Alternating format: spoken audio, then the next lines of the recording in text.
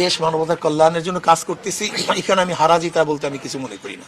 আমি নির্বাচনের আগে যেই জনগণের থেকে যে অবস্থা জেনেছি, তাদের ভোটের আগ্রহ উদ্দীপনা, কিন্তু আমি নির্বাচনের রেজাল্টের পরে সেটা পাচ্ছি না। কেন যে পাচ্ছি না তা আমি খুঁজে পাচ্ছি না।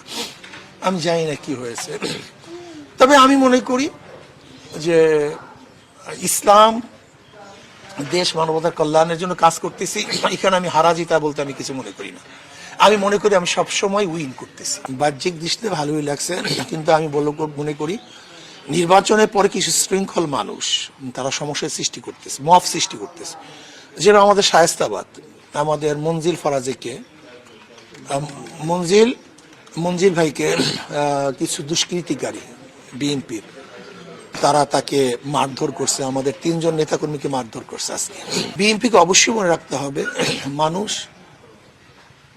এই জুলুম অত্যাচার থেকে নিরাপত্তা চায়, নিস্তার চায়। যদি কেউ কাউকে সাপোর্টই করতে না পারে তাহলে নির্বাচন কেন? তাহলে আপনারা গণতন্ত্রের কথা বলেন কেন? কেউ কেউ তাকে সাপোর্ট করতেই পারে, কিন্তু দেখা যায় আমাকে সাপোর্ট করার কারণে এবং সেখানে হাত পাকে বিজয় হওয়ার কারণে ওই গুন্ডারা ক্ষিপ্ত হয়েছে যে আমরা নেতাকে দেখাতে পারলাম না, আমরা ফার্স্ট হতে পারিনি। এই গুন্ডাতন্ত্র যেন বাংলাদেশে না হয়, এটা আমি জনাব তারেক জিয়াকে অনুরোধ করব। লাফাল যেটা হয়েছে যে নির্বাচনের আগে এবং নির্বাচনের পরের সাথে মিল পাচ্ছি না।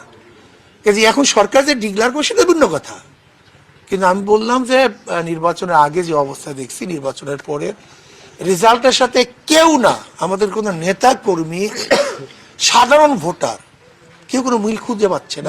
কি হয়েছে না হয়েছে সেটা সরকার জানে।